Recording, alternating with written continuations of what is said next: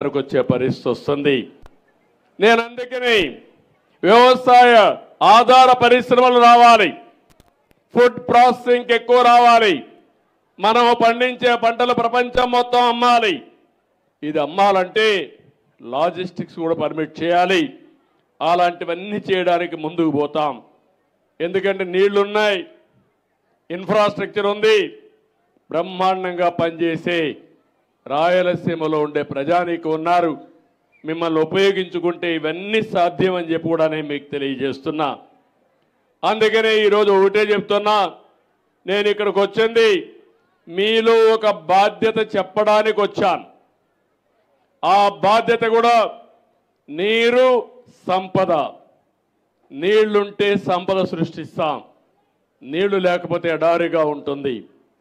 నీళ్లు లేకపోతే ఒక 4 రోజులు మీరు బ్రతకగలుగుతారా అని అడుగుతాను. నీళ్లు తాగలేకపోతే కనీసం 24 గంటలు నీళ్లు తాగలేకపోతే తిండి లేకపోయినా ఉంటాం. కానీ ముందు మంచి గాలి కావాలి, ఆ తర్వాత నీరు కావాలి, తర్వాత ఆహారం కావాలి. అప్పుడే మన జీవితాలు ముందుకు పోయే పరిస్థితి వస్తుంది. అందుకే ఈ ప్రాముఖ్యత మీ అందరికీ చెప్పడానికి. నీరు సంపద సృష్టిస్తుంది, సంపద ప్రభుత్వాలకు ఆదాయం వస్తుంది, తద్వారా పేదరిక నిర్మూలన జరుగుతుంది. నేను అందుకే నిన్న మొన్న మీరు చూసినప్పుడు జీరో పావర్టీ అన్నాను.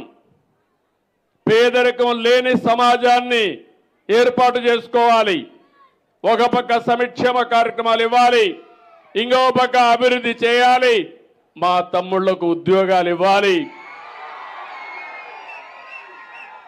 ఆ ఉద్యోగాలు కూడా మామూలుగా ఉద్యోగాలు కాకుండా నైపుణ్యాన్ని కూడా నేర్పించాలని స్కిల్ డెవలప్మెంట్ కోసం స్కిల్ సెన్సెస్ పెట్టానని చెప్పి నేను మీకు తెలియజేస్తున్నా. అంటే శ్రీశైలంలో ఉండే పిల్లలు అమెరికాలో ఉండే న్యూయార్క్లో పనిచేసే శక్తిని మీకు ఇవ్వాలనేది నా అభిమతం. ఇప్పటికే 25 ఏళ్లకు మునుపు చేసిన పనులు మీరు చూశారు. హైదరాబాద్ నగరాన్ని మీరు చూశారు. ప్రపంచమంతా ఐటీ ప్రొఫెషనల్స్ మీరు చూశారు. కానీ అప్పుడప్పుడు మీరేం ఆలోచిస్తారంటే అన్ని పనులు అవుతా ఉంటే ఈసారి ఇంకొకడు వస్తున్నాడు, కొత్త పిచ్చిగాడు, ఏదో చేస్తారని ఓట్లే వేస్తున్నారు. వాళ్ళు వచ్చి మొత్తం చెడగొట్టి అడవి పందులు ఉన్నాయి. మీ పొలానికి అడవి పందులు వస్తే ఏం చేస్తాయి? ఎంత వీలైతే అంత తింటాయి, మిగిలినంత తొక్కేసి వెళ్ళిపోతాయి. అంతే అవునా కాదా? ఆ విధంగా వీళ్ళు చేసిన పనులు చూస్తే మొత్తం సర్వనాశనం చేసి వెళ్ళారు, భ్రష్టు పట్టించి వెళ్ళారు, విధ్వంసం చేసి వెళ్ళిపోయారు. ఇప్పుడు అవన్నీ చేయాలంటే నాకు ఒక 5-10 ఏళ్ళు పట్టేడుగా ఉంది. కానీ నాకు ఒక సంకల్పం ఉంది.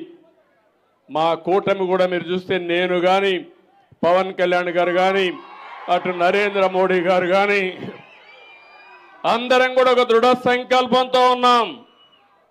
మీకు ఏ మాత్రం అనుమానం లేదు, పరిగెత్తిస్తాం. మళ్ళీ రాబోయే రోజుల్లో నెంబర్ 1 స్టేట్గా తయారు చేసే బాధ్యత మాదని మీ అందరికీ హామీ ఇస్తున్నా. ఇక్కడికి వచ్చినప్పుడు ఈరోజే ఒక వార్త వచ్చినది కూడా మీరు గుర్తుపెట్టుకోవాలి. సుప్రీంకోర్టు ఏదైతే ఉందో షెడ్యూల్ కులాల కోసం ఏబిసిడి కేటగరైజేషన్ సబబని ఒక నిర్ణయం చేశారు. నేను ఎప్పుడు మీరు ఒక విషయం గుర్తుపెట్టుకోవాలి, ఈరోజు నేను చెప్పడం కాదు. సామాజిక న్యాయం తెలుగుదేశం పార్టీ సిద్ధాంతం. ఒకరిని కాదు, అందరికీ న్యాయం జరగాలి.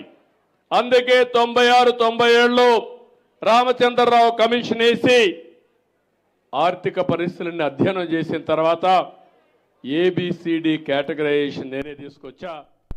తర్వాత అది డిఫరెంట్ కోర్ట్స్లో ఛాలెంజ్ అయ్యి ఇప్పటి వరకు అనేక విధాలుగా ముందుకు పోయి ఈరోజు దాన్ని 7 జడ్జెస్ బెంచి ధృవీకరించారు, దాన్ని కూడా ఆమోదించారు.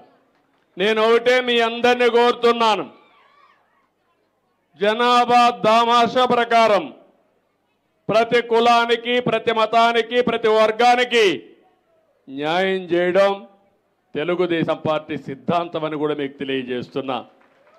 అందుకే మొన్న ఎన్నికల్లో మీరు చూశారు, నేను ఇచ్చినప్పుడు సీట్లు కూడా ఇక్కడ శబరిని ఇక్కడ ఎంపీగా ఇస్తే పక్కన ఎంపీగా నాగరాజు ఒక కురబ కమ్యూనిటీకి సంబంధించిన వ్యక్తిని ఇచ్చాం.